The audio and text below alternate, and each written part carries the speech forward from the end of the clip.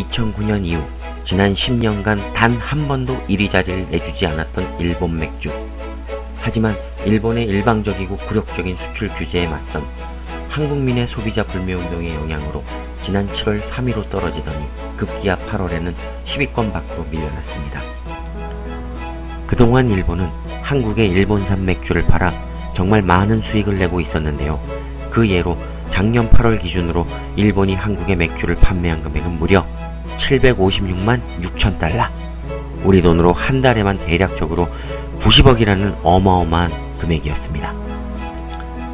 그러나 2019년 8월 기준 일본산 맥주 수입액은 22만 3천 달러, 우리 돈으로 2억 6천만 원으로 작년 대비 대폭 줄어들게 되었습니다. 지난해 일본 맥주 100병이 수입되었다면 올해는 겨우 3병만 수입되었다는 뜻입니다. 사실상 수입이 중단되었다고 보아야겠죠? 수입 감소율 확대 품목 자료에 따르면 일본에서 수입된 제품들이 같은 기간과 비교해 수입량이 모두 줄어든 것으로 나타났습니다. 이처럼 맥주뿐 아니라 각종 사회경제 분야에서 한국민의 단합된 불매운동이 경거망동하던 일본의 간담을 서늘케 했는데요. 일본의 대표적인 영자 일간 신문인 재팬타임즈에서는 일본산 맥주의 한국 수입량이 무려 전년 대비 98% 감소했음을 시사하며 한국의 불매운동에 대하여 심각하게 받아들여야 된다고 했습니다.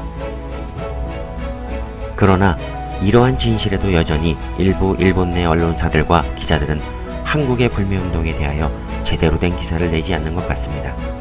일본의 경제 전문지 비즈니스 저널에서는 오히려 의욕은 좋지만 현실은 어쩔 수 없다. 그리고 일본에 대한 경제 의존도가 높은 한국이 장기적으로 일본 제품을 취급하지 않는다는 것은 현실적으로 불가능할 것이며 보여주기 위한 과장되고 초라한 불매운동일 뿐이다 라며 불매운동은 실패할 것이다 라고 단정짓기도 하였습니다.